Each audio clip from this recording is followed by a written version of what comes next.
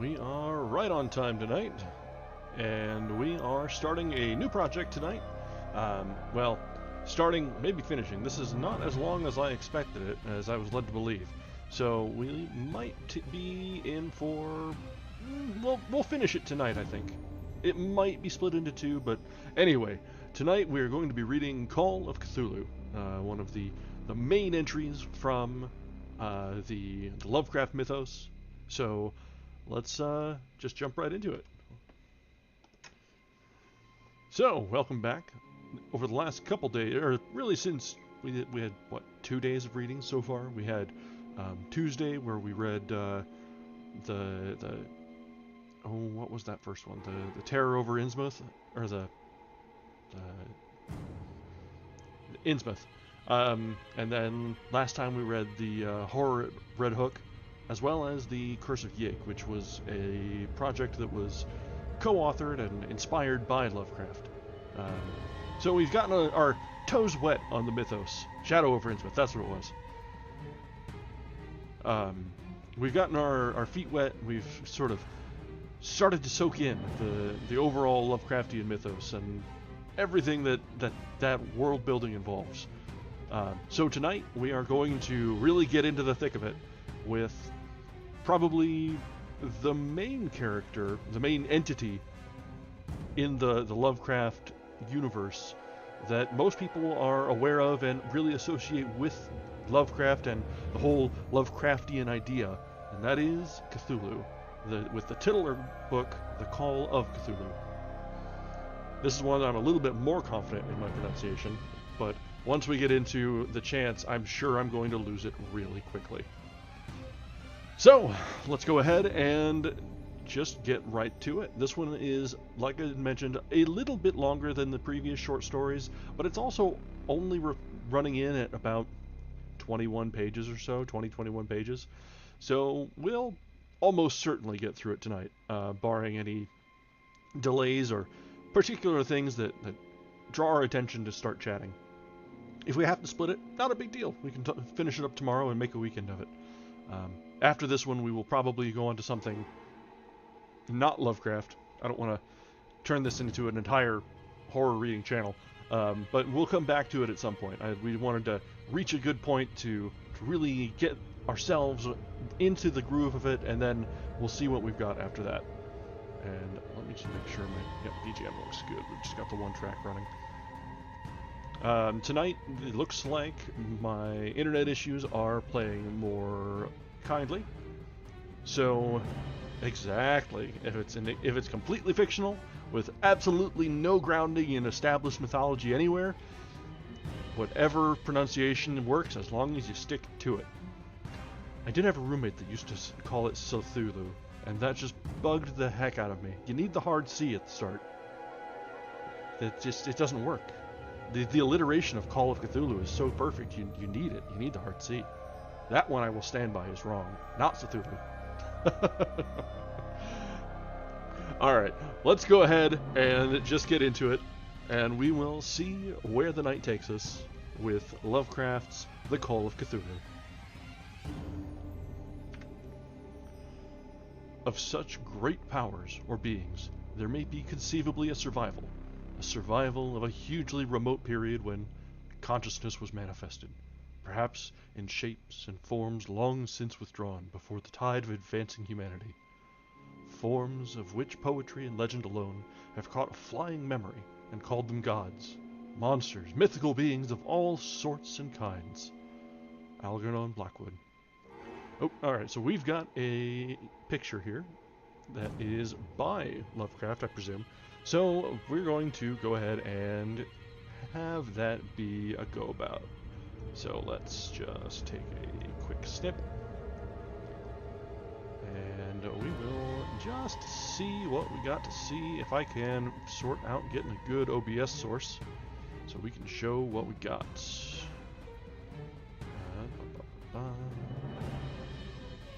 do it. Oh, that's application audio, not. Where's window capture? There we go.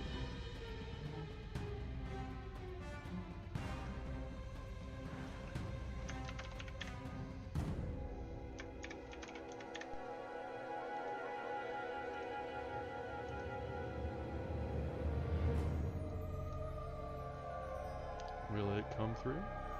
Will it show? It's just a black right now.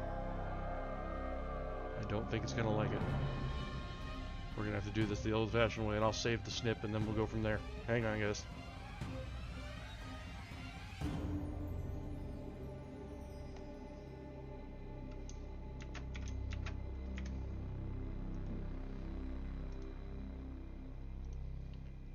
Blink.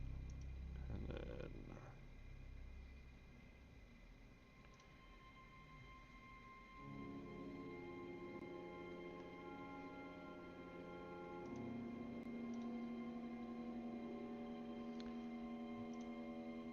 just our regularly scheduled stuff. If I planned what books I was going to read beforehand, we wouldn't go through this. But I definitely decided this at the last moment today, that this is the one we were going to stick to. Now, where did I put the books?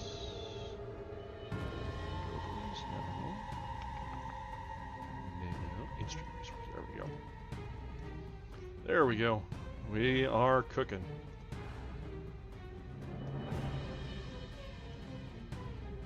Set it right here. Alright. Exactly. Planning is for chumps. Fuck it, we do it live. Alright. So, as I said, this is the art by Lovecraft that was published with this originally. It is the context here, or the comment, is the ring of worshippers moved in an endless bacchanal between the ring of bodies and the ring of fire. And so, Chapter 1, The Horror in Clay. The most merciful thing in the world, I think, is the inability of the human mind to correlate all its contents. We live on a placid island of ignorance, in the midst of black seas of infinity, and it was not meant that we should voyage far. The sciences, each straining in its own direction, have hitherto harmed us little, but some day the piecing together of dissociated knowledge will open up such terrifying vistas of reality and of our frightful position therein, and we shall either go mad from the revelation or flee from the deadly light into the peace and safety of a new dark age. Theosophists have guessed at the awesome grandeur of the cosmic cycle, wherein our world and human race form transient incidents. They have hinted at strange survivals in terms which would freeze the blood if not masked by a bland optimism.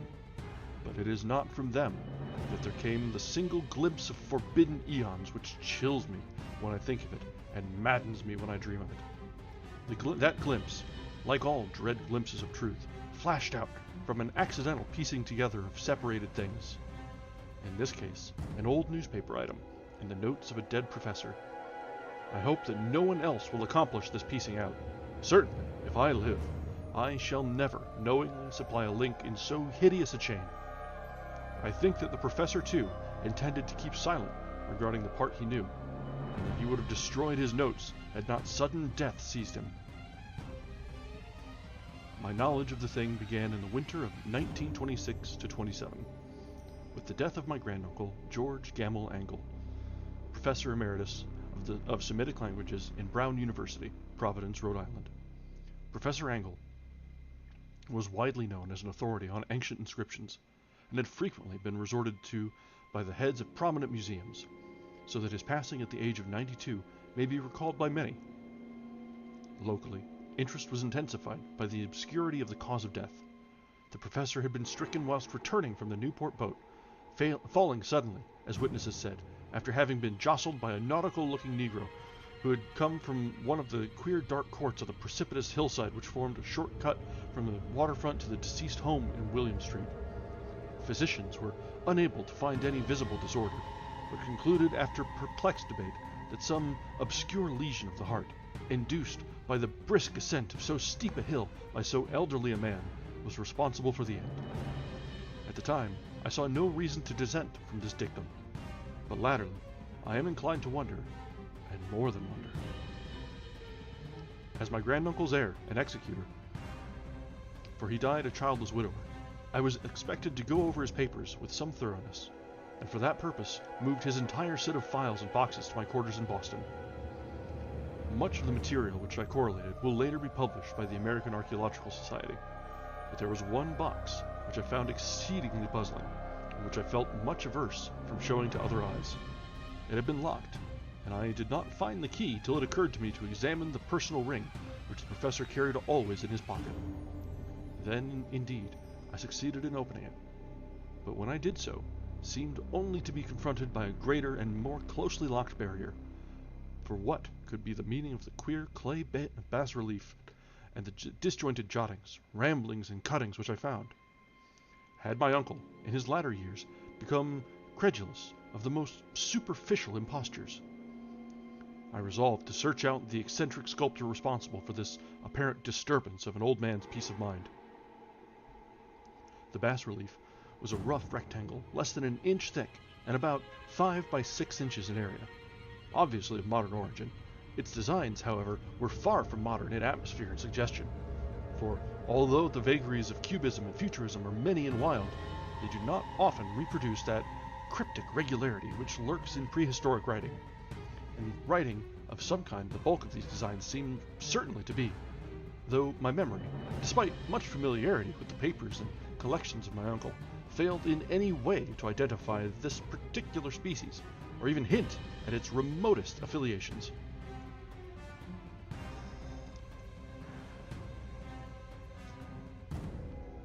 Above these apparent hieroglyphics was a figure of evidently pictorial intent, though its impressionistic execution forbade a very clear idea of its nature.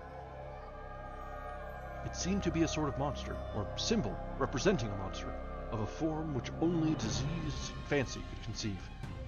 If I say that my somewhat extravagant imagination yielded simultaneous pictures of an octopus, a dragon, and a human caricature, I shall not be unfaithful to the spirit of the thing. A pulpy, tentacled head surmounted a grotesque and scaly body with rudimentary wings, but it was the general outline of the whole which made it most shockingly frightful. Behind the figure was a vague suggestion of a cyclopean architectural background. The writing accompanying this oddity was, aside from a stack of press cuttings, in Professor Engel's most recent hand, and made no pretense to literary style. What seemed to be the main document was headed Cthulhu Cult, in characters painstakingly printed to avoid the erroneous reading of a word so unheard of. This manuscript was divided into 2 sections, the first of which was headed 1925, Dream and Dream Work of H.A. Wilcox, 7 Thomas Street, Providence, Rhode Island, and the second, Narrative of Inspector John R. LaGrosse, 121 Bienville Street, New Orleans, Louisiana, at 1908 AAS. MTG. Notes on Sane and Professor Webb's account. The other manuscript papers were all brief notes, some of them accounts of the queer dreams of different persons, some of them citations from theosophical books and magazines, notably W. Scott Eliot's Atlantis and the Lost Lemuria. And the rest, comments on long-surviving secret societies and hidden cults, with references to passages in such mythological and anthropological source books as Fraser's Golden Bough and Miss Murray's Witch Cult in Western Europe. The cuttings largely alluded to outra mental illnesses and outbreaks of group folly or mania in the spring of 1925. When we started to do some Lovecraft, I switched up the BGM, and I'm starting to get a little bit more familiar with OBS. So as we get more projects and need some different vibes and different themes, I'll start to build up a soundboard. For now, it's just the 2, but this one is very appropriate for what we've got.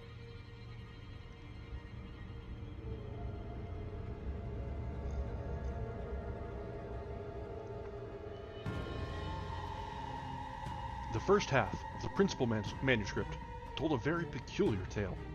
It appears that on March 1st, 1925, a thin, dark young man of neurotic and excited aspect had called upon Professor Engel, bearing the singular clay bas-relief, which was then exceedingly damp and fresh. His card bore the name of Henry Anthony Wilcox. My uncle had recognized him as the youngest son of an excellent family, slightly known to him, who had latterly been studying sculpture at the Rhode Island School of Design and living alone at the fleur-de-lis building near that institution. Wilcox was a precocious youth of known genius but great eccentricity, and had from childhood excited attention through the strange stories and odd dreams he was in the habit of relating. He called himself psychically hypersensitive, but the staid folk of the ancient commercial city dismissed him as merely queer. Never mingling much with his kind, he had dropped gradually from social visibility, and was now known only to a small group of aesthetes from other towns. Even the Providence Art Club, anxious to preserve its conservatism, had found him quite hopeless. On the occasion of the visit, ran the professor's manuscript, the sculptor abruptly asked for the benefit of his host's archaeological knowledge in identifying the hieroglyphics on the bas-relief. He spoke in a dreamy, stilted manner which suggested pose and alienated sympathy, and my uncle showed some sharpness in replying, for the conspicuous freshness of the tablet implied kinship with anything but archaeology. Young Wilcox's rejoinder, which impressed my uncle enough to make him recall and record it verbatim, was of a fantastically poetic cast, which must have typified his whole conversation, and which I have since found highly characteristic of him. He said, "It is new, indeed, for I made it last night in a dream of strange cities, and dreams are older than brooding Tyre, or the contemplative Sphinx, or garden-girdled Babylon." It was then that he began that rambling tale which suddenly played upon a sleeping memory and won the fevered interest of my uncle. There had been a slight earthquake tremor the night before, the most considerable felt in New England for some years, and Wilcox's imagination had been keenly affected. Upon retiring, he had had an unprecedented dream of great cyclopean cities of Titan blocks and sky-flung monoliths, all dripping with green ooze and sinister with latent horror.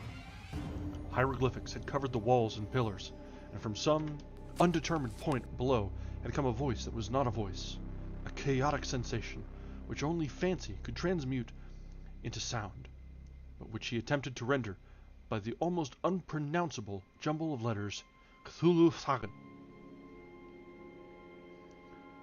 This verbal jumble was the key to the recollection which excited and disturbed Professor Agnell.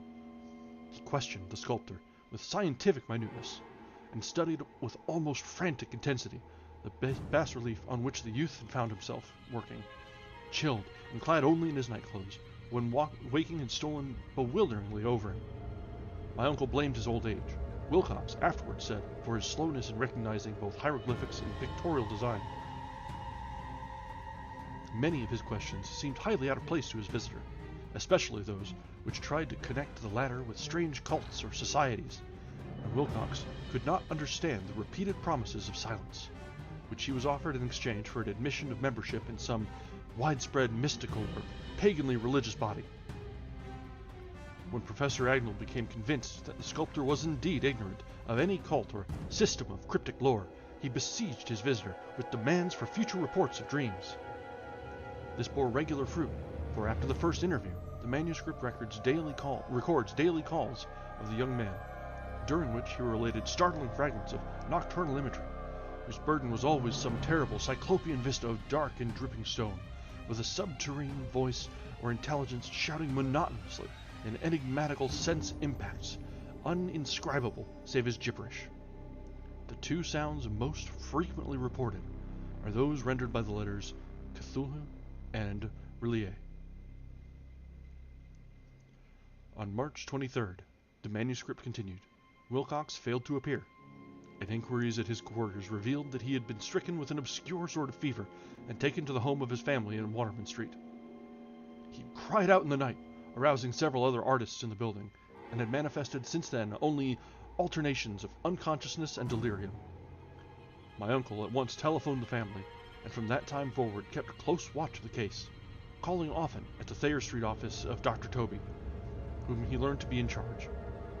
The youth's febrile mind, apparently, was dwelling on strange things, and the doctor shuddered now and then as he spoke of them. They included not only a repetition of what he had formerly dreamed, but touched wildly on a gigantic thing, miles high, which walked or lumbered about He had no time fully described this object, but occasional frantic words, as repeated by Dr. Toby, convinced the professor that it must be identical with the nameless monstrosity he had sought to depict in his dream sculpture. Reference to this object, the doctor added, was invariably a prelude to the young man's subsidence into lethargy. His temperature, oddly enough, was not greatly above normal, but the whole condition was otherwise such as to suggest true fever rather than mental disorder. On April 2nd, at about 3 p.m., every trace of Wilcox's malady suddenly ceased. He sat upright in bed, astonished to find himself at home and completely ignorant of what had happened in dream or reality since the night of March 22nd.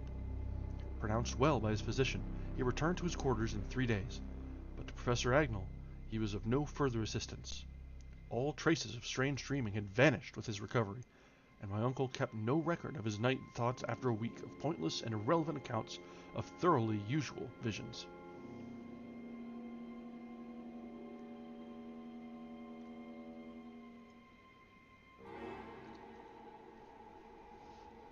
Here, the first part of the manuscript ended, but references to certain of the scattered notes gave me much material for thought. So much, in fact, that only the ingrained skepticism then forming my philosophy could account for my continued distrust of the artist. The notes in question were those descriptive of the dreams of various persons, covering the same period as that in which young Wilcox had had his strange visitations.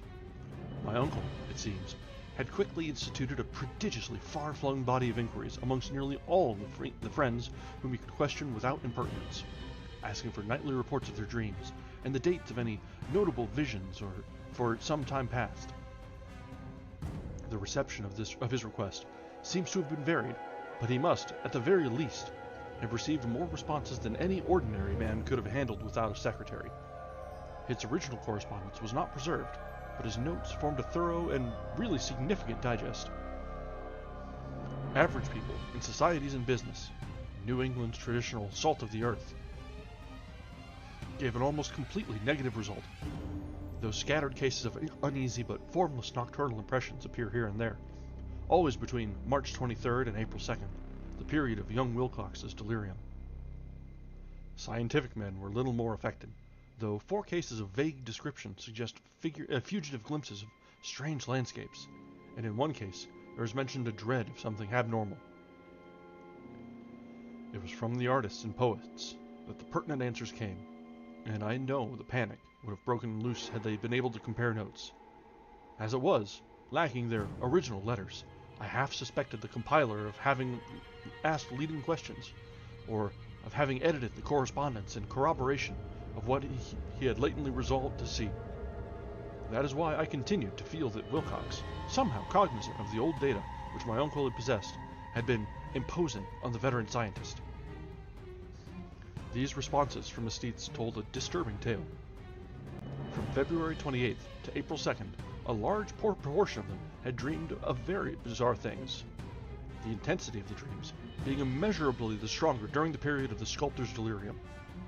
Over a fourth of those who reported anything reported scenes and half-sounds not unlike those which Wilcox had described, and some of the dreamers confessed acute fear of the gigantic, nameless thing visible toward the last. One case, which the note describes with emphasis, was very sad. The subject, a widely known architect with leanings toward theosophy and occultism, went violently insane on the date of young Wilcox's seizure, and expired several months later after incessant screamings to be saved from some escaped denizen of hell. Had my uncle referred to these cases by name instead of merely by number, I should have attempted some corroboration and personal investigation, but as it was, I succeeded in tracing down only a few. All of these, however, bore out the notes in full. I have often wondered if all the objects of the professor's questioning felt as puzzled as did this fraction. It is well that no explanation shall ever reach them. The press cuttings, as I have intimated, touched on cases of panic, mania, and eccentricity during the given period.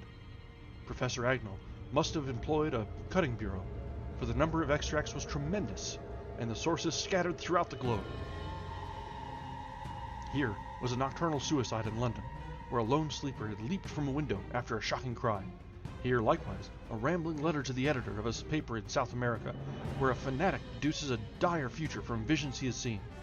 A dispatch from Florida describes a Theosophist colony as donning white robes en masse for some glorious fulfillment which never arrives, whilst items from India speak guardedly of serious native unrest toward the end of March.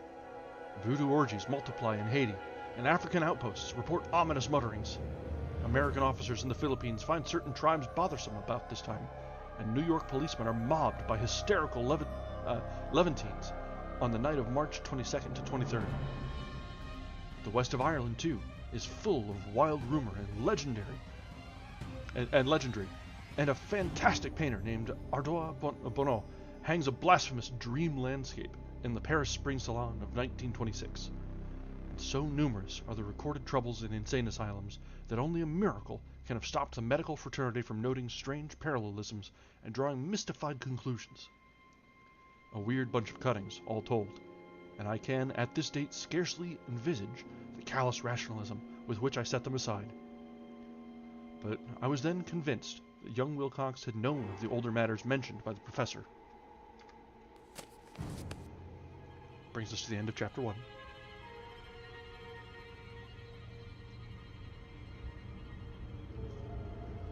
So there's some stories and tales of shared hallucinations and dreams dispersed throughout the world. The same imagery coming up independently without communication between people. Remember, this is before the internet, so it's not like creepypasta just passes around. So, yeah, that was just the first chapter.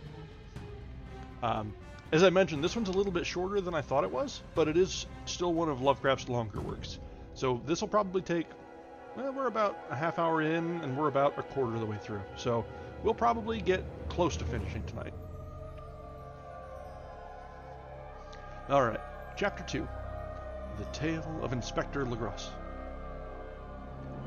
The older matters, which had made the sculptor's dream and bas-relief so significant to my uncle, formed the subject of the second half of his long manuscript. Once before, it appears, Professor Agnell had seen the hellish outlines of the nameless monstrosity, puzzled over the unknown hieroglyphics, and heard the ominous syllables which can be rendered only as Cthulhu. And all this in so stirring and horrible a connection that it is small wonder he pursued young Wilcox with queries and demands for data. This earlier experience had come in 1908, 17 years before, when the American Archaeological Society held its annual meeting in St. Louis. Professor Agnell, as befitted one of his authority entertainments, had had a prominent part in all the deliberations, and was one of the first to be approached by the several outsiders who took advantage of the convocation to offer questions for correct answering and problems for expert solution. The chief of these outsiders, and in a short time the focus of interest for the entire meeting, was a commonplace-looking middle-aged man who had traveled all the way from New Orleans for certain special information unobtainable from any local source. His name was John Raymond Legrasse, and he was by profession an inspector of police. With him, he bore the subject of his visit, a grotesque, repulsive, and apparently very ancient stone statuette whose origin he was at a loss to determine. It must not be fancied that Inspector Legrasse had the least interest in archaeology. On the contrary, his wish for enlightenment was prompted by purely professional considerations. The statuette, idol, fetish, or whatever it was, had been captured some months before in the wooded swamps south of New Orleans, during a raid on a supposed voodoo meeting, and so singular and hideous were the rites connected with it, that the police could not but realize that they had stumbled on a dark cult totally unknown to them, and infinitely more diabolic than even the blackest of African voodoo circles. Of its origin, apart from the erratic and unbelievable tales extorted from the captured members, absolutely nothing was to be discovered. Hence, the anxiety of the police for any antiquarian lore which might help them to place the frightful symbol, and through it track down the cult to its fountainhead. Inspector Legrasse was scarcely prepared for the sensation which his offering created. One sight of the thing had been enough to throw the assembled men of science into a state of tense excitement, and they lost no time in crowding around him to gaze at the diminutive figure whose utter strangeness and air of genuinely abysmal antiquity hinted so potently at unopened and archaic vistas. No recognized school of sculpture had animated this terrible object, yet centuries, and even thousands of years, seemed recorded in its dim and greenish surface of unplaceable stone. The figure, which was finally passed slowly from man to man for close and careful study, was between 7 and 8 inches in height, and of exquisitely artistic workmanship. It represented a monster of vaguely arthropoid outline, but with an octopus-like head, whose face was a mass of feelers, a scaly, rubbery-looking body, prodigious claws on hind and fore feet, and long, narrow wings behind. This thing, which seemed instinct with a fearsome and unnatural malignancy, was of a somewhat bloated corpulence, and squatted evilly on a rectangular block or pedestal covered with undecipherable characters. The tips of the wings touched the back edge of the block. The seat occupied the center, whilst the long curved claws of the doubled-up, crouching hind legs gripped the front edge and extended a quarter of the way down toward the bottom of the pedestal. The cephalopod head was bent forward so that the ends of the facial feelers brushed the backs of huge forepaws, which clasped the croucher's elevated knees. The aspect of the whole was abnormally lifelike, and the more subtly fearful because its source was so totally unknown. Its vast, awesome, and incalculable age was unmistakable, yet not one link did it show with any known type of art belonging to civilization's youth, or indeed to any other time. Totally separate and apart, its very material was a mystery, for the soapy, greenish-black stone, with its golden or iridescent flecks and striations, resembled nothing familiar to geology or mineralogy. The characters along the base were equally baffling, and no member present, despite a representation of half the world's expert learning in this field, could form the least notion of even their remotest linguistic kinship. They, like the subject and material belonged to, something horribly remote and distinct from mankind as we know it. Something frightfully suggestive of old and unhallowed cycles of life in which our world and our conceptions have no part.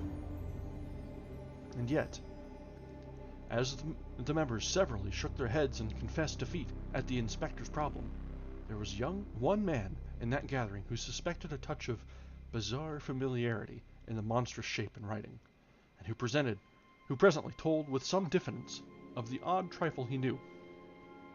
This person was the late William Channing Webb, professor of anthropology at Princeton University and an explorer of no slight note. Professor Webb had been engaged 48 years before in a tour of Greenland and Iceland in search of some runic inscriptions which he failed to unearth, and whilst high up on the West Greenland coast had encountered a singular tribe or cult of degenerate Eskimos whose religion, a curious form of devil worship, chilled him with its deliberate bloodthirstiness and repulsiveness. It was a faith of which other Eskimos knew little, and which they mentioned only with shudders, saying that it had come down from horribly ancient eons before ever the world was made. Besides nameless rites and human sacrifices, there were certain queer hereditary rituals addressed to his supreme elder devil, or Tornasuk, and of this Professor Webb had taken careful phonetic copy from an aged Angakok, or wizard priest, expressing the sounds in Roman letters as best he knew how. But just now, of prime significance, was the fetish which this cult had cherished, and around which they danced when the aurora leaped high over the ice cliffs. It was, the professor stated, a very crude bas-relief of stone, comprising a hideous picture and some cryptic writing, and as far as he could tell, it was a rough parallel in all essential features of the bestial thing now lying before the meeting. These data, received with suspense and astonishment by the assembled members, proved doubly exciting to Inspector Legrasse, and he began at once to ply his informant with questions, having noted and copied an oral ritual among the swamp cult worshippers his men had arrested. He besought the professor to remember as best he might the syllables, taken down amongst the Diabolist Eskimos. There then followed an exhaustive comparison of details, and a moment of really awed silence, when both detective and scientist agreed on the virtual identity of the phrase common to two hellish rituals so many worlds of distance apart. What, in substance, both the Eskimo wizards and the Louisiana swamp priests had chanted to their kindred idols was something very like this, the word divisions being guessed at from traditional breaks in the phrase as chanted aloud. Oh, God. Fungli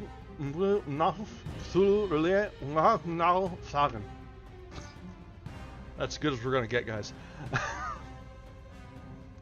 Legrasse had 1 point in advance of Professor Webb, for several among his mongrel prisoners had repeated to him what older celebrants had told him the words meant. This text, as given, ran something like this. In his house at Relier, dead Cthulhu waits, dreaming.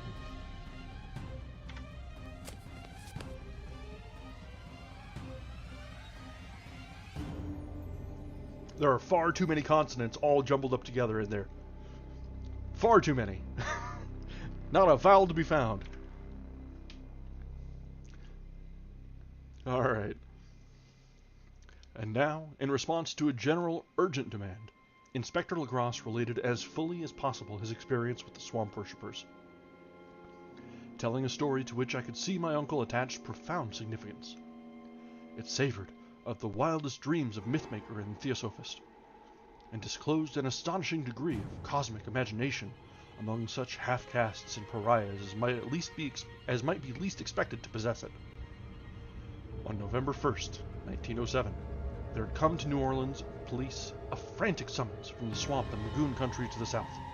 The squatters there, mostly primitive but good-natured descendants of Lafitte's men, were in the grip of stark terror from an unknown thing which had stolen upon them in the night. It was voodoo, apparently, but voodoo of a more terrible sort than they had ever known. Some of their women and children had disappeared since the malevolent tom-tom had begun its incessant beating far within the black haunted woods where no dweller ventured. There were insane shouts and harrowing screams, soul-chilling chants and dancing devil flames, and, the frightened messenger added, the people could stand it no more. So a body of 20 police, filling 2 carriages and an automobile, had set out in the late afternoon with the shivering squatter as a guide. At the end of the passable road they alighted, and for miles splashed on in silence through the terrible cypress woods where day never came. Ugly roots and malignant hanging nooses of Spanish moss beset them, and now and then a pile of dank stones or fragments of a rotting wall intensified by its hint of morbid habitation, a depression which every malformed tree and every fungus islet combined to create. At length, the squatter settlement, a miserable huddle of huts, hove in sight, and hysterical dwellers ran out to cluster around the group of bobbing lanterns. The muffled beat of tom-toms was now faintly audible far, far ahead, and a curdling shriek came at infrequent intervals when the wind shifted. A reddish glare, too, seemed to filter through the pale undergrowth beyond the endless avenues of forest night. Reluctant even to be left alone again, each one of the cowed squatters refused point-blank to advance another inch toward the scene of unholy worship.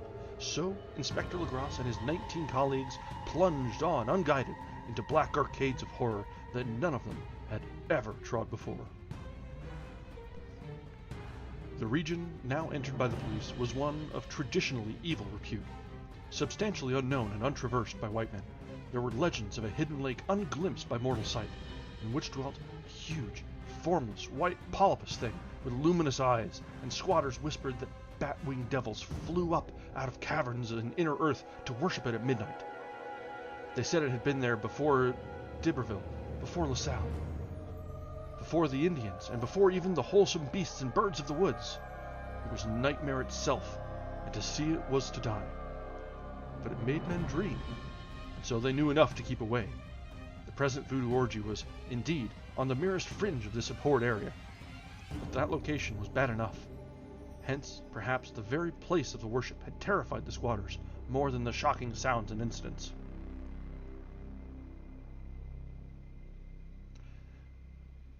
It's also of note, it's a quick aside, it's also of note, things are twisted by the perspective of the times, sure, but also, if we've talked about this in previous sessions, Lovecraft, it has a very peculiar twist of mind. Everything he's written is based out of his own deep-seated fear of literally everything. He's a famous xenophobe. So anything that is sort of not traditional, like, white Protestant is like, might as well be a monster to him. So that's where a lot of, like, whenever he's trying to describe these things, yeah, even for his time, like, even among his contemporaries, you're just like, ooh, that's a little much, bro. So it's he's like a Tate bro of his time, where it's like, all right, that's a little too much there, all right, guys. But it is still interesting, especially because the people of that sort of his time could actually string together enough words to write a book like this. I'd like to see them try today. Only poetry or madness could do justice to the noises heard by Legras's men as they plowed on through the black morass toward the red glare and the muffled tom-toms. There are vocal qualities peculiar to men, and vocal qualities peculiar to beasts, and it is terrible to hear the one when the source should yield the other. Animal fury and orgiastic license were whipped themselves to demoniac heights by howls and squawking ecstasies that tore and reverberated through those nighted woods like pestilential tempests from the gulfs of hell. Now and then, the less organized ululations would cease, and from what seemed a well-drilled chorus of hoarse voices would rise in sing-song chant that hideous phrase or ritual. I think that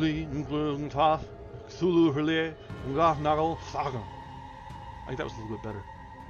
Yeah, exactly. This is definitely the separate art from the artist, and I will always advocate for that. You can read things from bad people. Good art can come from bad people. So we're not out to cancel anybody for their work, especially for things that have been around for more than 100 years. But it's important to look at it from the lens of these are not. Yeah, exactly. It's very important to realize that art can exist outside of the artist, and lessons can still be learned from bad people, and you can still get enjoyment from it as long as you're not taking it as a role model. Alright, let's get back to it. I don't want to get preachy again. Then the men, having reached a spot where the trees were thinner, came suddenly in sight of the spectacle itself. 4 of them reeled, 1 fainted, and 2 were shaken into a frantic cry when the mad cacophony of the orgy fortunately deadened. Legras dashed swamp water on the face of the fainting men, and all stood trembling and nearly hypnotized with horror. In a natural glade of the swamp stood a grassy island of perhaps an acre's extent, clear of trees and tolerably dry. On this now leaped and twisted a more indescribable horde of human abnormality than any but a Sime or an Angarola could paint. Void of clothing, this hybrid spawn were braying, bellowing, and writhing about a monstrous ring-shaped bonfire, in the center of which, revealed by occasional rifts in the curtain of flame, stood a great granite monolith, some 8 feet in height, on top of which, incongruous in its diminutiveness, rested the noxious carven statuette. From a wide circle of 10 scaffolds, set up at regular intervals, from the flame-girt monolith, as a center hung, head downward, the oddly marred bodies of the helpless squatters who had disappeared. It was inside this circle that the ring of worshippers jumped and roared, the general direction of the mass motion being from left to right, an endless bacchanal between the ring of bodies and the ring of fire. This is the image that we had pulled from the book.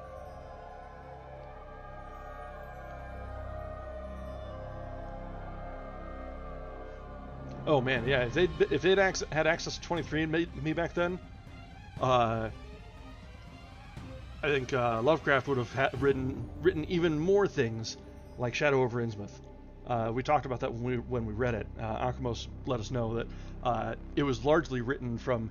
Yeah, he said it right here by his Welsh descent.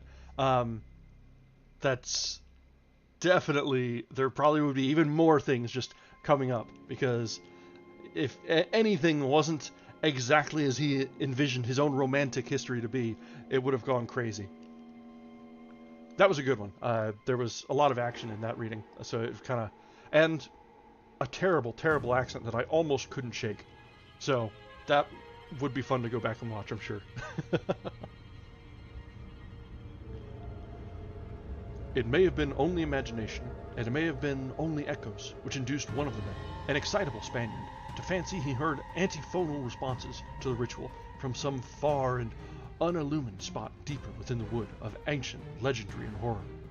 This man, Joseph D. Galvez, I later met and questioned, and he proved distractingly imaginative. He indeed went so far as to hint of the faint beating of great wings, and of a glimpse of shining eyes and a mountainous white bulk beyond the remotest trees. But I suppose he had been hearing too much native superstition. Actually, the horrified pause of the men was of comparatively brief duration. Duty came first, and although there must have been nearly 100 mongrel celebrants in the throng, the police relied on their firearms and plunged determinedly into the nauseous rout. For 5 minutes, the resultant din and chaos were beyond description. Wild blows were struck, shots were fired, and escapes were made. But in the end, Legros was able to count some 47 sullen prisoners, whom he forced to dress in haste and fall into line between 2 rows of policemen. 5 of the worshippers lay dead, and 2 severely wounded ones were carried away on improvised stretchers by their fellow prisoners. The image on the monolith, of course, was carefully removed and carried back by Legros. Examined at headquarters after a trip of intense strain and weariness, the prisoners all proved to be men of a very low, mixed-blooded, and mentally aberrant type. Most were seamen, and a sprinkling of Negroes and mulattoes, largely West Indians or Brava Portuguese from the Cape Verde Islands, gave a coloring of voodooism to the heterogeneous cult. But before many questions were asked, it became manifest that something far deeper and older than Negro fetishism was involved. Degraded and ignorant as they were, the creatures held with surprising consistency to the central idea of their loathsome faith. Alright, yeah, that last paragraph was a bit of a stretch. Come on. They worshipped, so they said, the great old ones, who lived ages before there were any men, and who came to the young world out of the sky. Those old ones were gone now, inside the earth and under the sea, but their dead bodies had told their secrets in dreams to the first man, who formed a cult which had never died. This was that cult, and the prisoners said it had always existed and always would exist, hidden in distant wastes and dark places all over the world, until the time when the great priest of Cthulhu, from his dark house in the mighty city of Hurlier, under the waters, should rise and bring the earth again beneath his sway. Some day he would call, and when the stars were ready, and the secret cult would always be waiting to liberate him. Meanwhile, no more must be told. There was a secret which even torture could not extract. Mankind was not absolutely alone among the conscious things of earth, for shapes came out of the dark to visit the faithful few. But these were not the great old ones. No man had ever seen the old ones. The carven idol was great Cthulhu, but none might say whether or not the others were precisely like him. No one could read the old writing now, but things were told by word of mouth. The chanted ritual was not the secret. That was never spoken aloud, only whispered. The chant meant only this: in his house at Relier, dead Cthulhu waits, dreaming.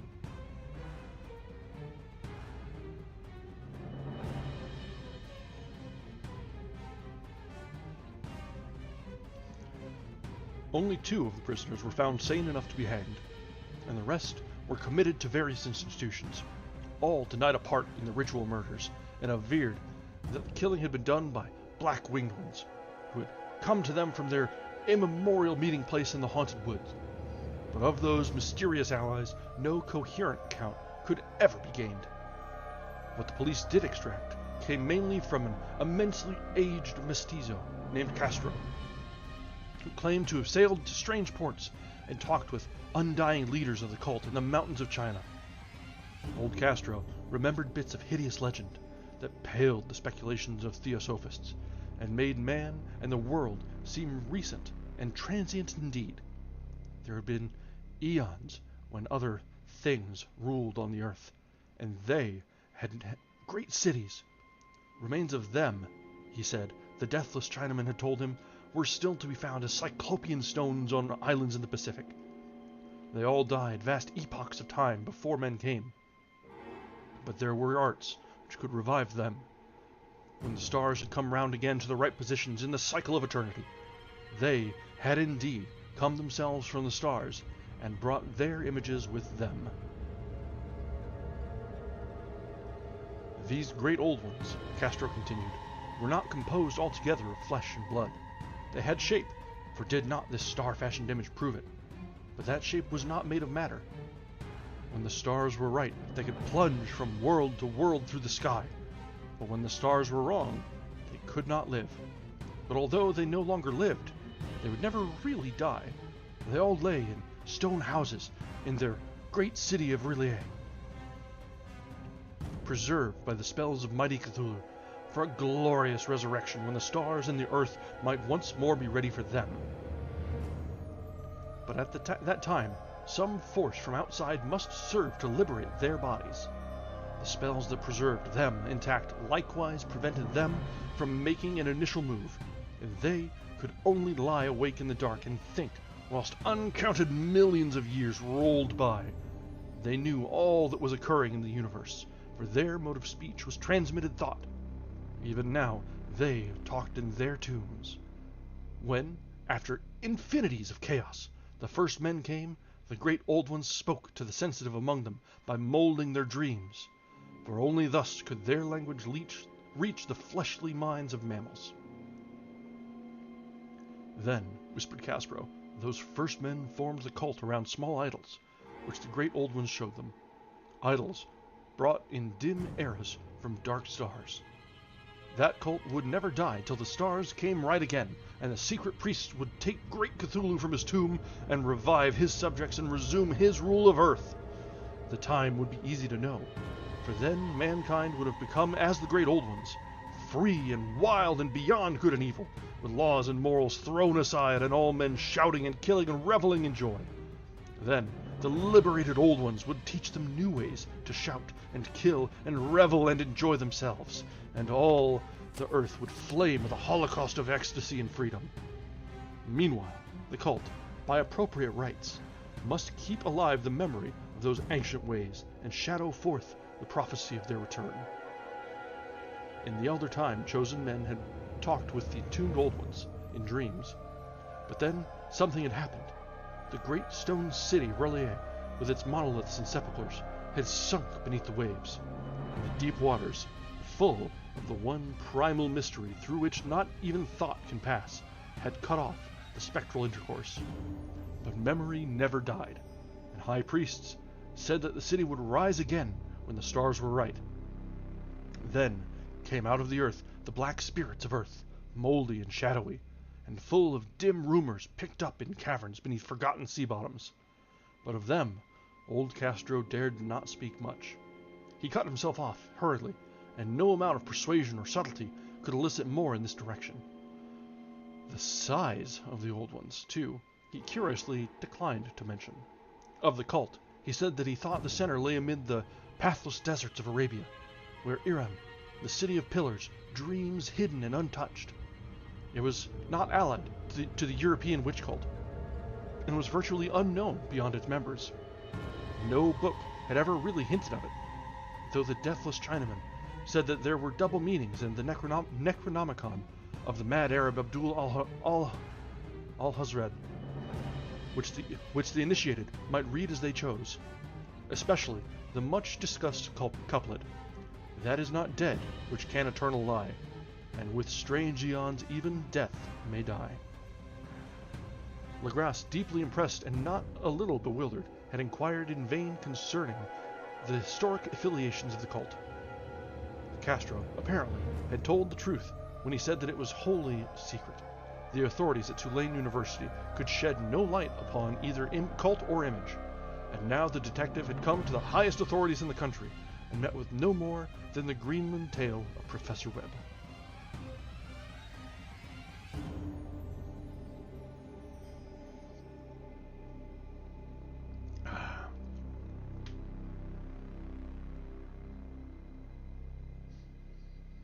Yeah, I would totally believe that. best horror because that's like it's understandable. So like if you get that sort of horror where it's sourced from a misbalance of humors, it's very like it latches on to your audience and it sinks in and gets its hooks in your brain, and because you can understand it. You think with just the wrong sort of stigma or push, you could have your own sort of episode like that.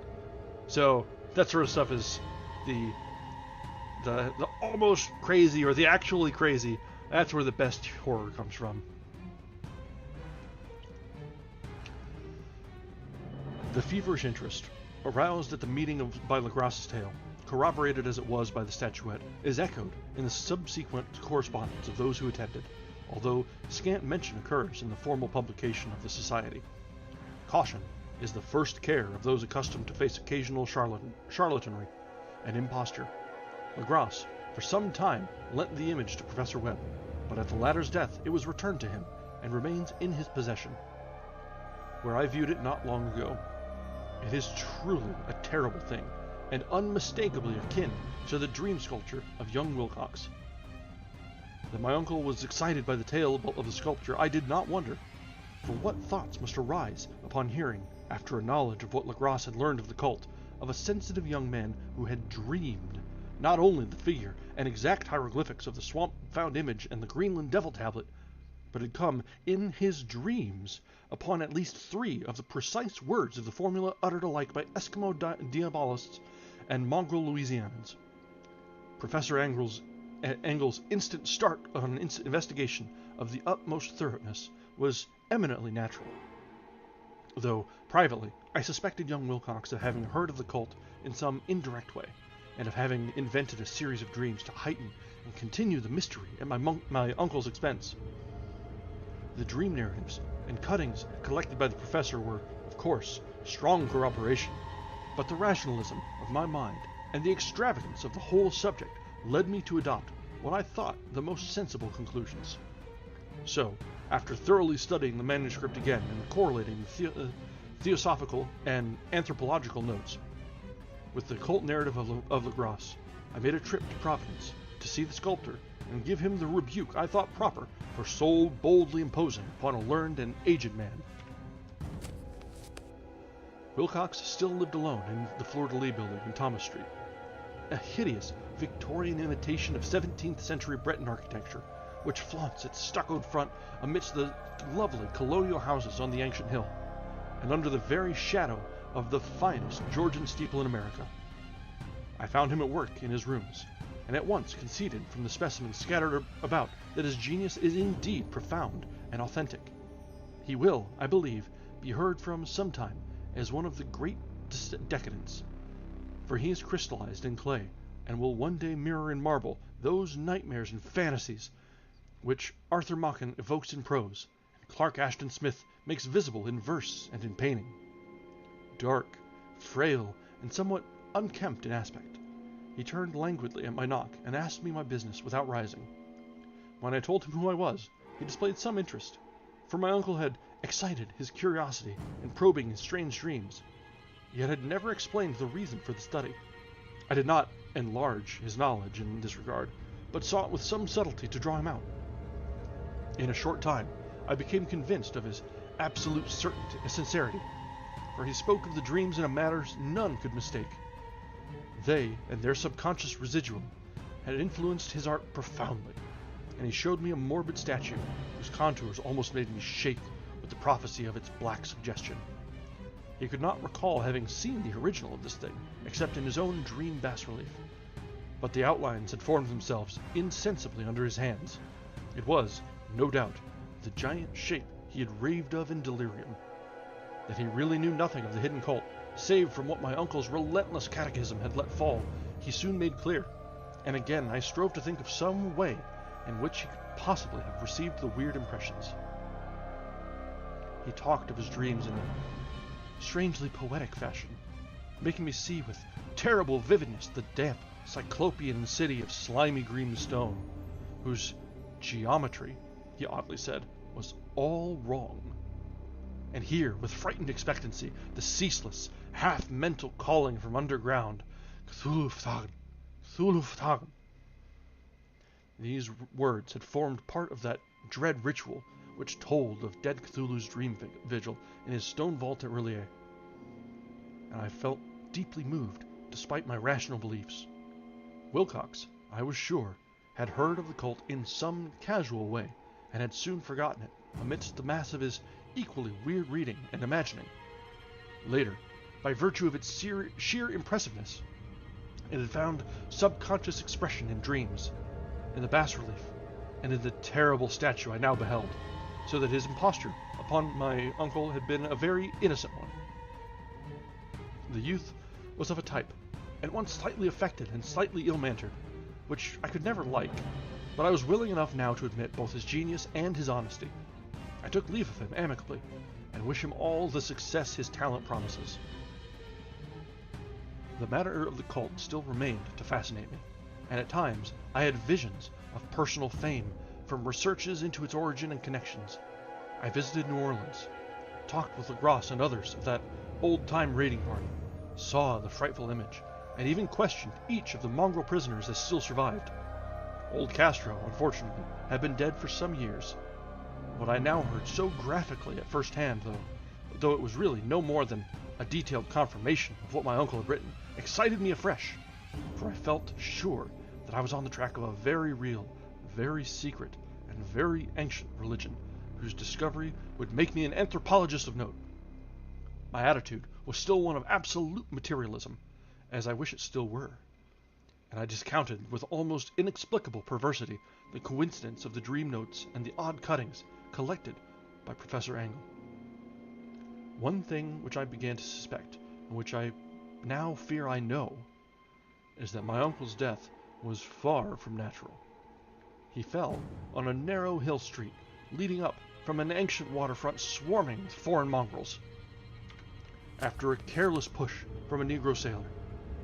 I did not forget the mixed blood and marine pursuits of the cult members in Louisiana, and would not be surprised to learn of secret methods and poisoned needles as ruthless and as anciently known as the cryptic rites and beliefs.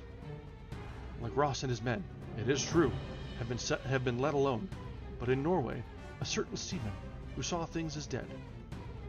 Might not the deeper inquiries of my uncle, after encountering the sculptor's data, have come to sinister ears? I think Professor Angle died because he knew too much, or because he was likely to learn too much. Whether I shall go as he did remains to be seen, for I have learned much now. That is the end of chapter 2. These are quite the chapters, aren't they?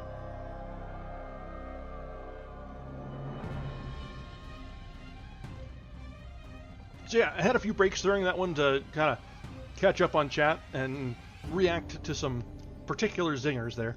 But we are seeing more of the development and the backstory and the mystique of the cult. There's something going on underneath, whether it's a group hallucination across the world, or whether it's bits and pieces being left out and all coming to light in the same sort of way. It's hard to tell. But it could just as well be, well, probably not just as well, probably all for the worse. Could be something sinister this way comes. There's enough circumstantial evidence to point that way, but one can only hope that the unknown and unknowable is not really going bump in the dark. But this is Lovecraft. Alright guys, let's take a few minutes now. I'm going to stretch my legs, check on the cats, and refresh my drink. I haven't taken a break for the last couple because of the flow of the stories, but this is a very good break at the chapter mark, so we'll take a couple minutes and we'll be right back when we will continue from chapter 3. Alright guys, I'll be back in just a bit.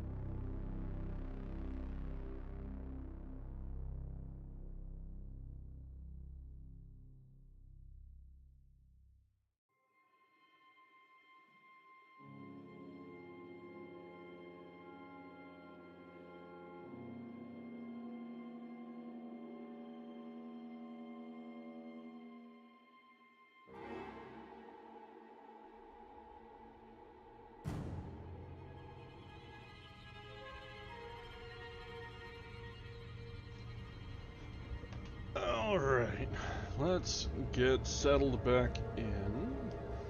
I'm going to update this real quick.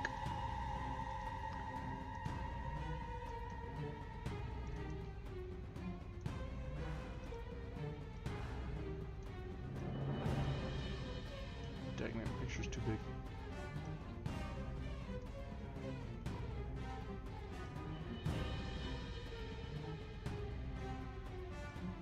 I'll get there in a second, hang on. We will have an appropriate size picture at some point. Almost. There we go. Simba's doing good.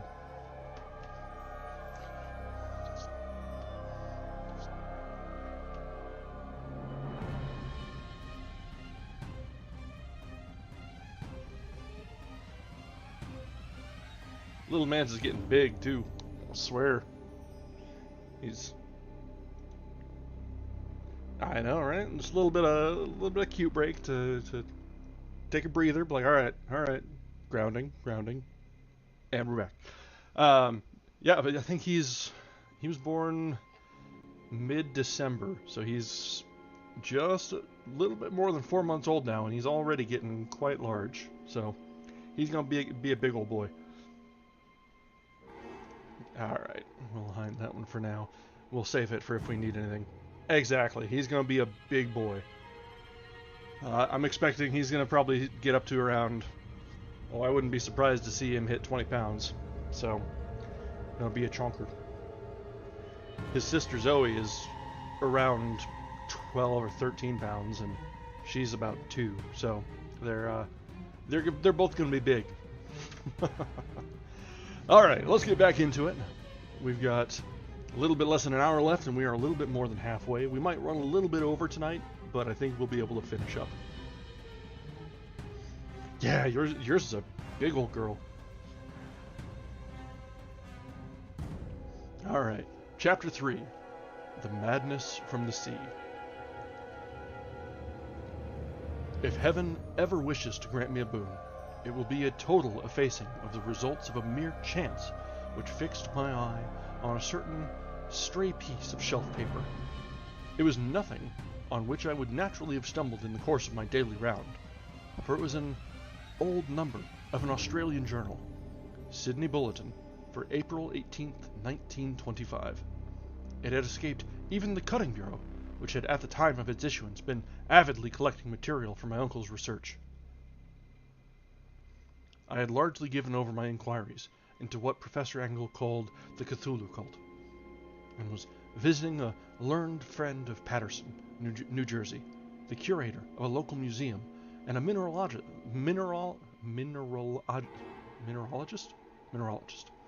of note, examining one day the reserve specimens roughly set on the storage shelves in a rear room of the museum. My eye was caught by an odd picture in one of the old papers spread beneath the stones.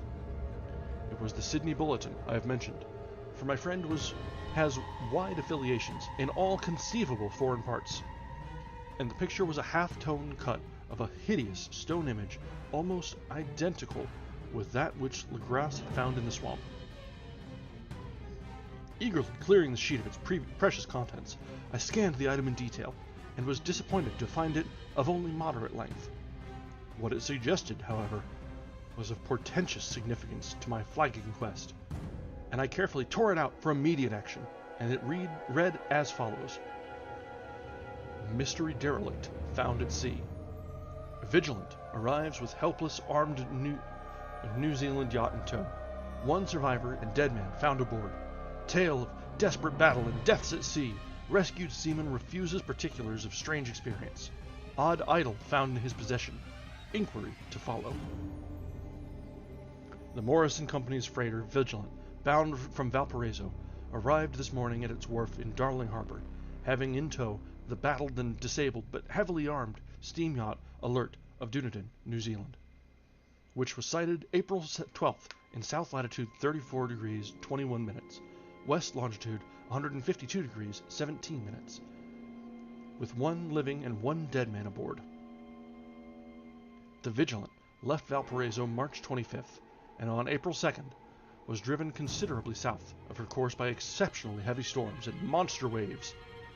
On April 12th, the derelict was sighted, though apparently deserted, and found upon boarding to contain one survivor in a half-delirious condition and one man who had evidently been dead for more than a week. The living man was clutching a horrible stone idol of unknown origin, about a foot in height, regarding whose nature authorities at Sydney University, the Royal Society, and the museum in College Street all profess complete bafflement, and which the survivor says he found in the cabin of the yacht, in a small, carved shrine of common pattern. This man, after recovering his senses, told an exceedingly strange story of piracy and slaughter.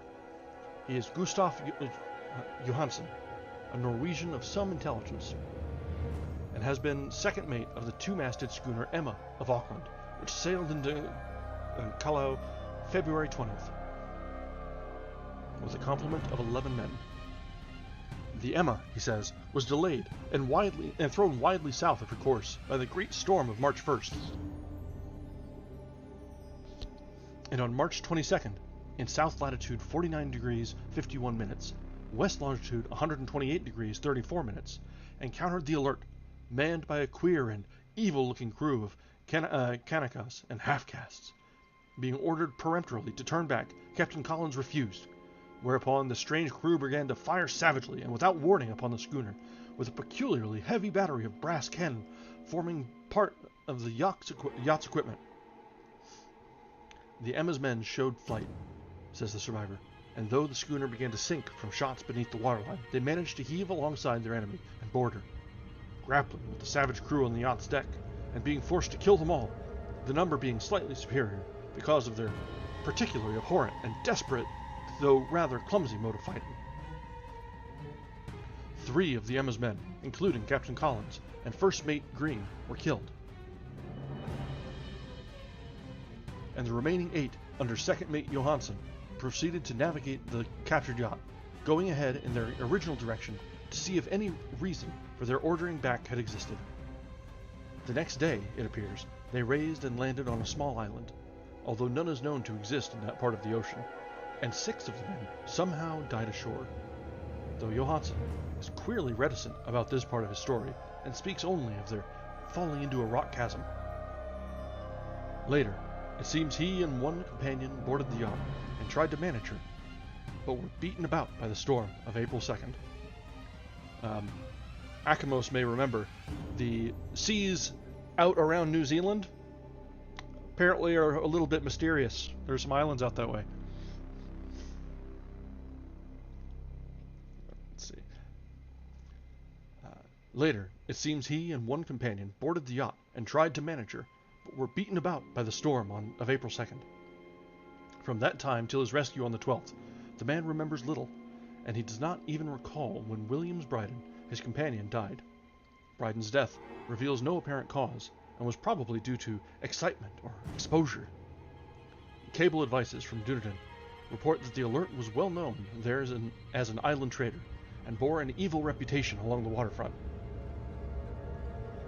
It was owned by a curious group of half-castes, whose frequent meetings and night trips to the woods attracted no little curiosity, and had set sail in great haste just after the storm and earth tremors of March 1st. Our Auckland correspondent gives the Emma and her crew an excellent reputation, and Johansen is described as a sober and worthy man. The Admiralty will institute an inquiry on the whole matter beginning tomorrow, at which every effort will be made to induce Johansen to speak more freely than he has done hitherto. This was all, together with the picture of the hellish image, but what a train of ideas it started in my mind. Here were new treasuries of data on the Cthulhu cult, and evidence that it had strange interests at sea as well as on land. What motive prompted the hybrid crew to order back the Emma as they sailed about with their hideous idol? What was the unknown island on which 6 of the Emma's crew had died, and about which the mate Johansen was so secretive? What had the Vice Admiralty's investigation brought out, and what was known of the noxious cult in Dunedin? And most marvelous of all, what deep and more than natural linkage of dates was this which gave a malign and now undeniable significance to the various turns of events so carefully noted by my uncle. March 1st, our February 28th, according to the international dateline, the earthquake and storm had come. From Dunedin, the Alert and her noisome crew had darted eagerly forth, as if imperiously summoned. And on the other side of the earth, poets and artists had begun to dream of a strange, dank, cyclopean city, whilst a young sculptor had molded in his sleep the form of the dreaded Cthulhu. March 23rd, the crew of the Emma landed on an unknown island and left 6 men dead, and on that date the dreams of sensitive men assumed a heightened vividness and darkened with dread of a giant monster's malign pursuit, whilst an architect had gone mad and a sculptor had lapsed suddenly into delirium. What of this storm of April 2nd, the date on which all dreams of the dank city ceased, and Wilcox emerged unharmed from the bondage of strange fever? What of all this, and of those hints of old Castro about the sunken, star-born old ones and their coming reign, their faithful cult and their mastery of dreams? Was I tottering on the brink of cosmic horrors beyond man's power to bear? If so, then they must be horrors of the mind alone, for in some way the 2nd of April had put a stop to whatever monstrous menace had begun its siege of mankind's soul. That evening, after a day of hurried cabling and arranging, I bade my host adieu, and took a train for San Francisco. In less than a month, I was in Dunedin, where, however, I found that little was known of the strange cult members who had lingered in the old sea taverns. Waterfront scum was far too common for special mention, though there was vague talk about one inland trip these mongrels had made, during which faint drumming and red flame were noted on the distant hills. In Auckland, I learned that Johansen had returned with yellow hair turned white after a perfunctory and inconclusive questioning at Sydney, and had thereafter sold his cottage in West Street and sailed with his wife to his old home in Oslo. Of his stirring experience, he would tell his friends no more than he had told the Admiralty officials, and all they could do was to give me his Oslo address. After that, I went to Sydney and talked profitlessly with seamen and members of the Vice Admiralty Court. I saw the Alert, now sold in a commercial use, at Circular Quay at Sydney Cove, but gained nothing from its non-committal bulk. The crouching image with its cuttlefish head, dragon body, scaly wings, and hieroglyph pedestal were preserved in the museum at Hyde Park, and I studied it long and well, finding it a thing of balefully exquisite workmanship, and with the same utter mystery, terrible antiquity, and unearthly strangeness of material which I noted in Legras's smaller specimen. Geologists, the curator told me, had found it a monstrous puzzle, for they vowed that the world held no rock like it. Then I thought with a shudder of what old Castro had told Ross about the primal great ones. They had come from the stars and had brought their images with them. Shaken with such a mental revolution as I had never before known, I now resolved to visit Mate Johansen in Oslo. Sailing for London, I re-embarked at once for the Norwegian capital, and one autumn day landed at the trim wharves in the shadow of Egeberg. Johansen's address, I discovered, lay in the old town of King Harald Hardrada, which kept alive the name of Oslo during all the centuries that the greater city masqueraded as Christiania. I made the brief trip by taxicab and knocked the palpitant heart at the door of a neat and ancient building with plastered front. A sad-faced woman in black answered my summons, and I was stung with disappointment when she told me in halting English that Gustav Johansen was no more. He had not long survived his return, said his wife, for the doings at sea in 1925 had broken him. He had told her no more than he had told the public, but he had left a long manuscript of technical matters, as he said, written in English, evidently in order to safeguard her from the peril of casual perusal. During a walk through a narrow lane near the Gothenburg dock, a bundle of papers falling from an attic window had knocked him down. 2 Lascar sailors at once helped him to his feet, but before the ambulance could reach him, he was dead. Physicians found no adequate cause for the end, and laid it to heart trouble and a weakened constitution. I now felt gnawing at my vitals that dark terror which will never leave me till I too am at rest, accidentally or otherwise. Persuading the widow that my connection with her husband's technical matters was sufficient to entitle me to his manuscript, I bore the document away and began to read it on the London boat. It was a simple, rambling thing, a naive sailor's effort at post-facto diary, and strove to recall day by day that last awful voyage. I cannot attempt to transcribe it verbatim in all its cloudiness and redundance, but I will tell its gist enough to show why the sound of the water against the vessel's sides became so unendurable to me that I stopped my ears with cotton. Johansen, thank God, did not know quite all, even though he saw the city and the thing, but I shall never sleep calmly again when I think of the horrors that lurk ceaselessly behind life in time and in space, and of those unhallowed blasphemies from elder stars which dream beneath the sea, known and favored by a nightmare cult ready and eager to loose them on the world whenever another earthquake shall heave their monstrous stone city again to the sun and air.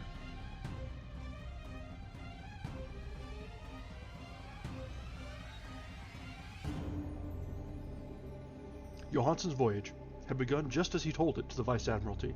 The Emma, in ballast, had cleared Auckland on February 20th, and felt the full force of that earthquake-born tempest, which must have heaved up from the sea bottom the horrors that filled men's dreams. Once more under control, the ship was making good progress, when held up by the Alert on March 22nd, and I can feel the mate's regret as he wrote of her bombardment and sinking. Of the swarthy cult fiends on the Alert, he speaks with significant horror. There was some peculiarly abominable quality about them, which made their destruction seem almost a duty, and Johansen shows ingenious wonder at the charge of ruthlessness brought against his party during the proceedings of the Court of Inquiry. Then, driven ahead by curiosity in their captured yacht under Johansen's command, the men sight a great stone pillar sticking out of the sea, and in south latitude 47 degrees 9 minutes, west longitude 126 degrees 43 minutes, came upon a coastline of mingled mud, ooze, and weedy cyclopean masonry, which can be nothing less than the tangible substance of Earth's supreme terror, the nightmare corpse city of Rillier. It was built in measureless eons beyond history by the vast, loathsome shapes that seeped down from the dark stars. There lay great Cthulhu and his hordes, hidden in green, slimy vaults, and sending out, at last, after cycles incalculable, the thoughts that spread fear to the dreams of the sensitive, and called imperiously to the faithful to come on a pilgrimage of liberation and restoration.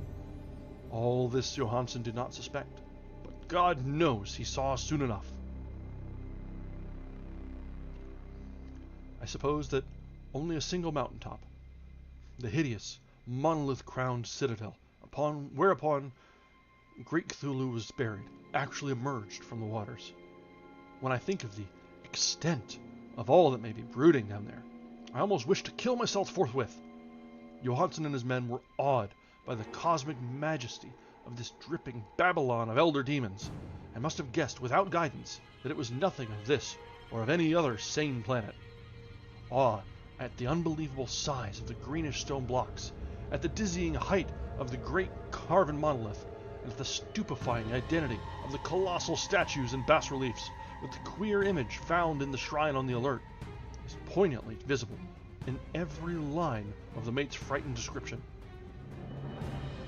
Without knowing what futurism is like, Johansen achieved something very close to it when he spoke of the city.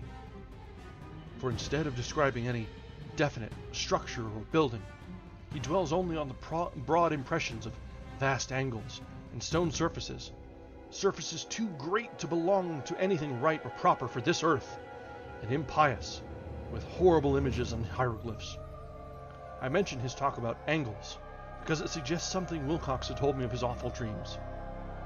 He had said that the geometry of the dream place he saw was abnormal, non-Euclidean, and loathsomely redolent of spheres and dimensions apart from ours. Now, an unlettered seaman felt the same thing whilst gazing at the terrible reality. Johansen and his men landed at a sloping mudbank on this monstrous acropolis, and clambered slipperily up over titan oozy blocks which could have been no mortal staircase. The very sun of heaven seemed distorted when viewed through the polarizing miasma, welling out from this sea-soaked perversion, and twisted menace and suspense lurked leeringly in those crazily elusive angles of carven rock, where a second glance showed concavity after the first showed convexity. Something very like fright had come over all of the explorers before anything more definite than rock and ooze and weed was seen. Each would have fled had not he feared the scorn of the others, and it was only half-heartedly that they searched, vainly as it proved, for some portable souvenir to bear away. It was Rodriguez, the Portuguese, who climbed up the foot of the monolith and shouted of what he had found. The rest followed him and looked curiously at the immense carved door with the now familiar squid dragon bas relief. Later, House. It was, Johansen said, like a great barn door. They all felt that it was a door because of the ornate lintel, threshold, and jambs around it, though they could not decide whether it lay flat, like a trap door, or slantwise, like an outside cellar door. As Wilcox would have said, the geometry of the place was all wrong. One could not be sure that the sea and the ground were horizontal, hence the relative position of everything else seemed phantasmally variable. Bryden pushed at the stone in several places without result. Then Donovan felt over it delicately around the edge, pressing each point separately as he went. He climbed interminably along the grotesque stone molding. That is, one would call it climbing, if the thing was not, after all, horizontal. And the men wondered how any door in the universe could be so vast. Then, very softly and slowly, the acre-great panel began to give inward at the top, and they saw that it was balanced. Donovan slid, or somehow propelled himself down or along the jamb and rejoined his fellows, and everyone watched the queer recession of the monstrously carven portal. In this fantasy of prismatic distortion, it moved anomalously in a diagonal way, so that all the rules of matter and perspective seemed upset. The aperture was black, with a darkness almost material, and tenebrousness was indeed a positive quality, for it obscured such parts of the inner walls as ought to have been revealed, and actually burst forth like smoke from its eon-long imprisonment, visibly darkening the sun as it slunk away into the shrunken and gibbous sky on flapping membranous wings. The odor arising from the newly opened depths was intolerable, and at length the quick-eared Hawkins thought he heard a nasty, sloping sound down there. Everyone listened, and everyone was listening still, when it lumbered slobberingly into sight and gropingly squeezed its gelatinous green immensity through the black doorway into the tainted outside air of that poisoned city of madness. Poor Johansen's handwriting almost gave out when he wrote this. Of the 6 men who had never reached the ship, he thinks 2 perished of pure fright in that accursed instant. The thing cannot be described. There is no language for the abysms of shrieking and immemorial lunacy, such eldritch contradictions of all matter, force, and cosmic order. A mountain walked or stumbled. God, what wonder that across the earth a great architect went mad, and poor Wilcox raved with fever in that telepathic instant. The thing of the idols, the green, sticky spawn of the stars, had awakened to claim his own. The stars were right again, and what an age-old cult had failed to do by design, a band of innocent sailors had done by accident. After vigentrillions of years, great Cthulhu was loose again and ravening for delight. 3 men were swept up by the flabby claws before anybody turned. God rest them, if there be any rest in the universe. They were Donovan, Guerrera, and Angstrom. Parker slipped as the other 3 were plunging frenziedly over endless vistas of green-crusted rock to the boat, and Johansen swears he was swallowed up by an angle of masonry which shouldn't have been there, an angle which was acute, but behaved as if it were obtuse. So only Bryden and Johansen reached the boat, and pulled desperately for the alert as the mountainous monstrosity flopped down the slimy stones and hesitated, floundering at the edge of the water. Steam had not been suffered to go down entirely. despite the departure of all hands for the shore, and it was the work of only a few moments of feverish rushing up and down between wheels and engines to get the Alert underway. Slowly, amidst the distorted horrors of that indescribable scene, she began to churn the lethal waters, whilst on the masonry of that charnel shore that was not of earth, the Titan thing from the stars slavered and gibbered like Polypheme cursing the fleeing ship of Odysseus. Then, bolder than the storied Cyclops, great Cthulhu slid greasily into the water and began to pursue the vast wave-raising strokes of cosmic potency. Bryden looked back and went mad, laughing shrilly as he kept on laughing at intervals till death found him one night in the cabin, whilst Johansen was wandering deliriously. Oh, that's an idea. Maybe we'll read the Odyssey soon.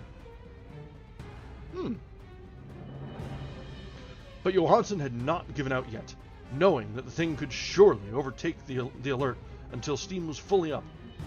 He resolved on a desperate chance, and setting the engine for full speed, ran lightning-like on deck, and reversed the wheel. There was a mighty eddying and foaming in the noisome brine, and as the steam mounted higher and higher, the brave Norwegian drove his vessel head-on against the pursuing jelly, which rose above the unclean froth like the stern of a demon galleon. The awful squid-head, with writhing feelers, came nearly up to the bowsprit of the sturdy yacht. But Johansen drove on relentlessly. There was a bursting as of an exploding bladder, and a slushy nastiness as of a cloven sunfish, a stench as of 1,000 open graves, and a sound that the chronicler would not put on paper.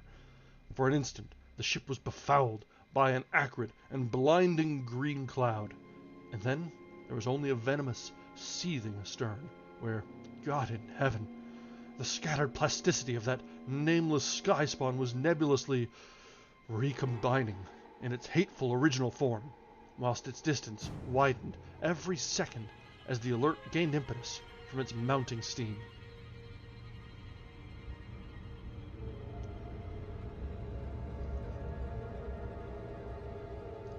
That was all. After that, Johansen only brooded over the idol in the cabin, and attended to a few matters of food for himself, and the laughing maniac by his side. He did not try to navigate after the first bold flight, for the reaction had taken something out of his soul. Then came the storm of April 2nd, and a gathering of the clouds about his consciousness.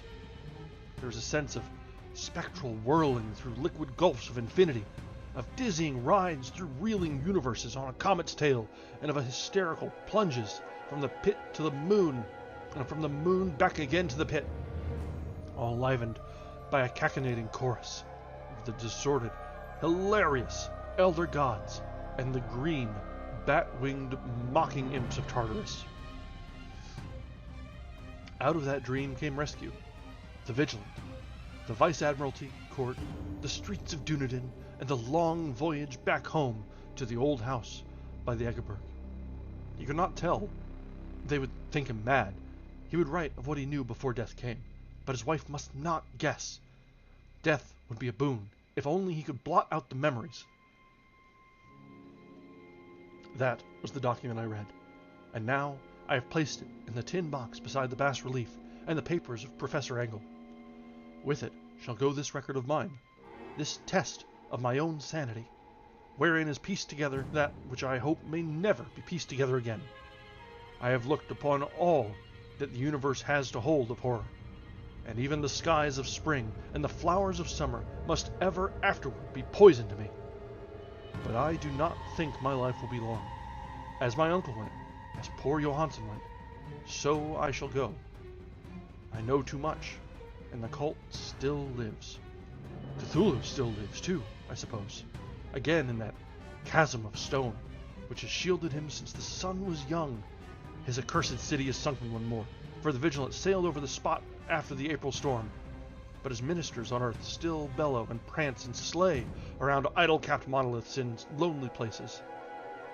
He must have been trapped by the sinking, whilst within his black abyss, or else the world would by now be screaming with fright and frenzy. Who knows the end?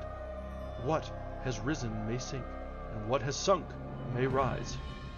Loathsomeness waits and dreams in the deep, and decay spreads over the tottering cities of men. A time will come, but I must not, cannot think. Let me pray that if I do not survive this manuscript, my executors may put caution before audacity and see that it meets no other eye.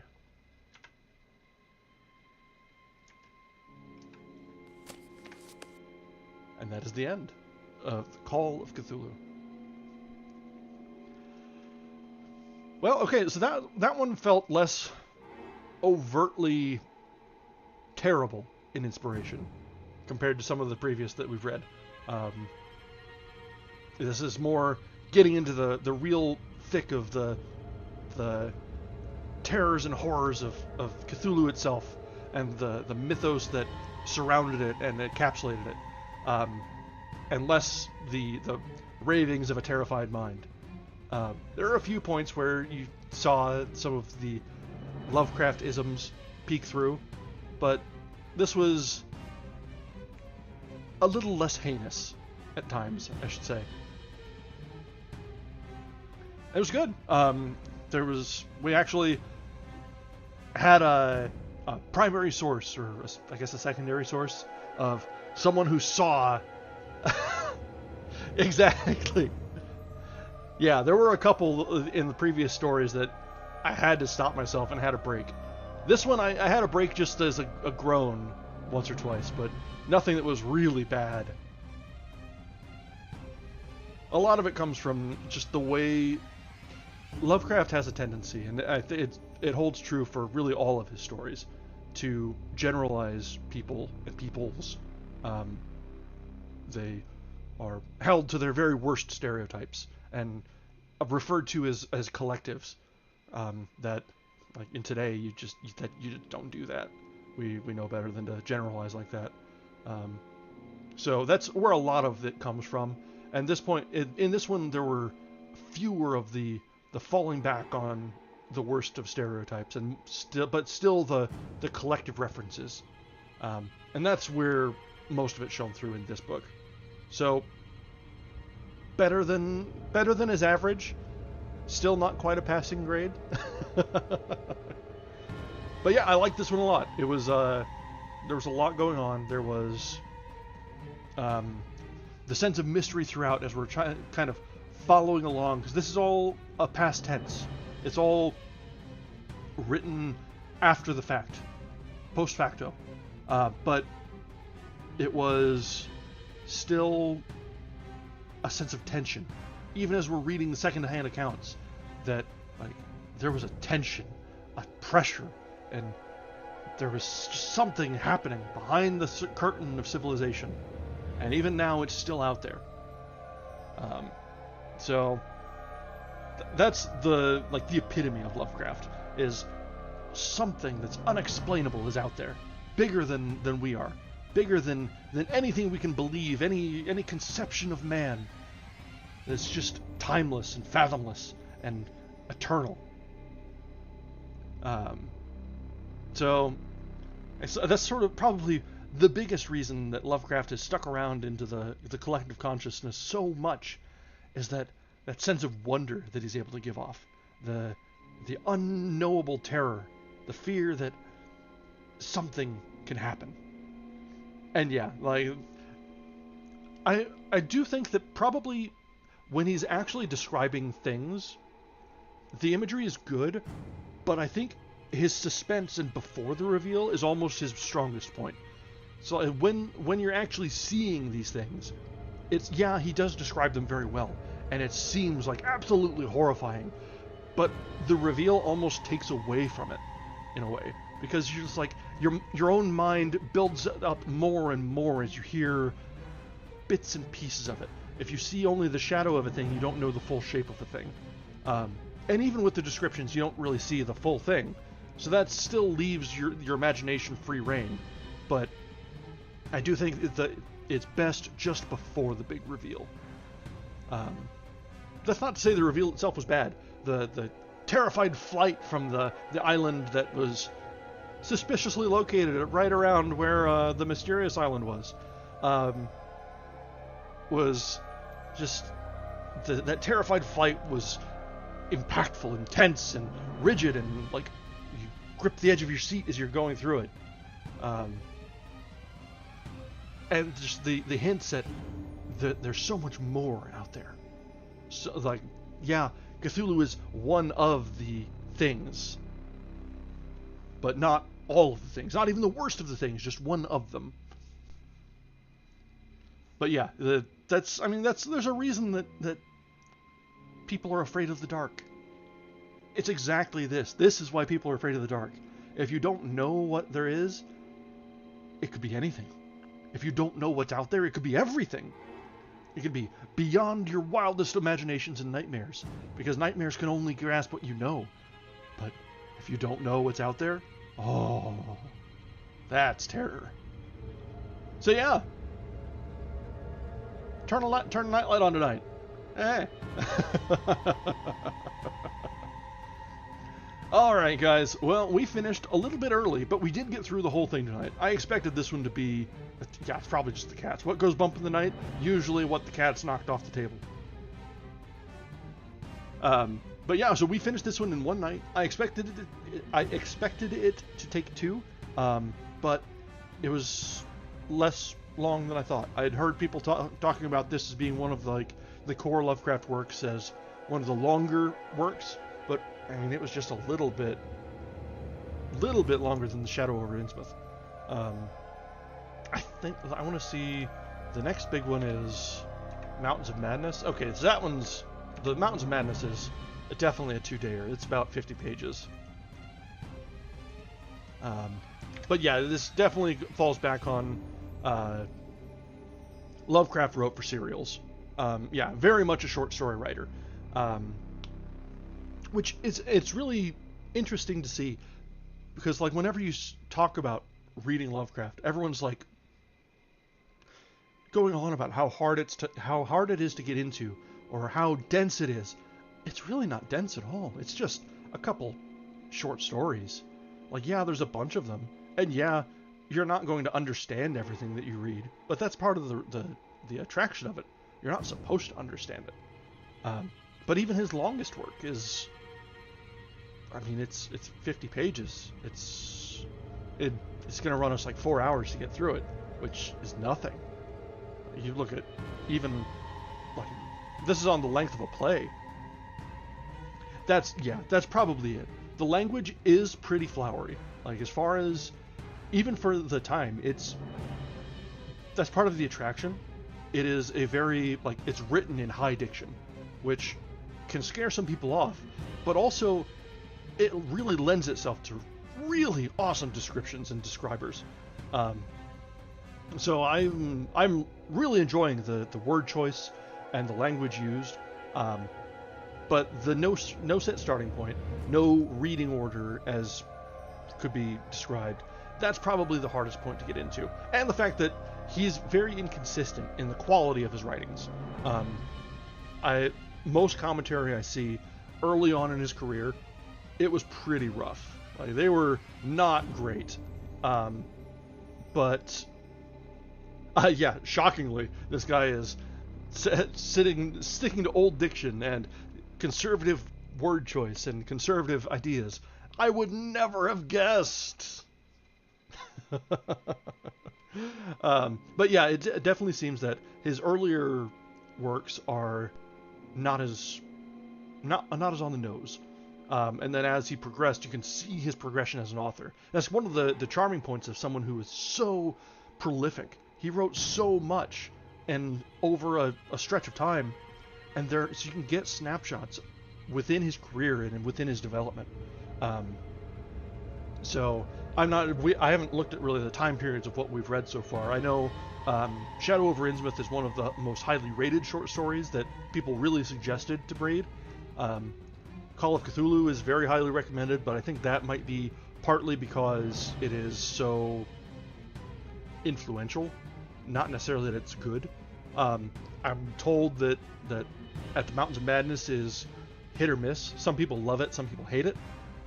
So we'll get to that at some point, but I do think we want to step away from Lovecraft for a little bit. We've had, 3 days of it now, which we've done longer than that for some of our books, but for the short story format, I kind of want to save some of these for pulling out for in-betweens. Now that we're finished with the Thieving plays, I kind of need something to throw a one-shot of in between book projects. So we'll do another real book probably next time, and then go from exactly, pick them up whenever. And between that format and the playlists that I have set up in the YouTube channel, they're all neatly organized. I have them broken up by author and by book and project and everything. So for people in the VOD gang, you can binge them all together or go sequentially to see along the journey that we've gone through. And alright, I am starting to get a little stuffed up, so I think it is about time to re-up, clear the old sinuses. So we will call it a little bit early tonight. We did finish our book. Huzzah, huzzah. Had some good talk. And I will be looking into what we want to start reading from tomorrow, I think. Because Sunday sounds like a good place to start a book. So we will pick something. Might do the Odyssey, might find something else. We'll see. That kind of caught my attention. We haven't done any Shakespeare yet either. Thinking of like classic of classics. We've got a lot of options. But I'm not sure. Plays are a little hard to do dramatic solo reading. Some of them are fine, but we struggled a little bit going through the Thieving plays. It's hard to tell when you want to say, it's hard to tell when you want to say who's speaking or just like change the tone and voice and have it be understood, and when there's like stage direction and all of that, it's going to be very difficult. So we may steer away from Shakespeare. We might do some of them. I don't know. It's hard telling. But we've got lots of options. We might do the Odyssey. Maybe I'll dig up a copy of the Iliad. We might go into just anything. We'll see. I'll put a post up on Bluesky in case anybody has any ideas. And I'll pick something up as a fallback, and we'll go from there. So, all right. Thank you very much, guys, for joining us tonight. Thank you for riding along as we go through the wild and unknowable nonsense and cosmic hit mystery of Lovecraft, as we avoid the greater cliffhangers and pitfalls of his personal failings, and really just soak in the literature as it came to us. It's been an adventure so far, and we will see what will come together and find in tomorrow's reading, whatever that might be. All right, thanks guys. Have a great night.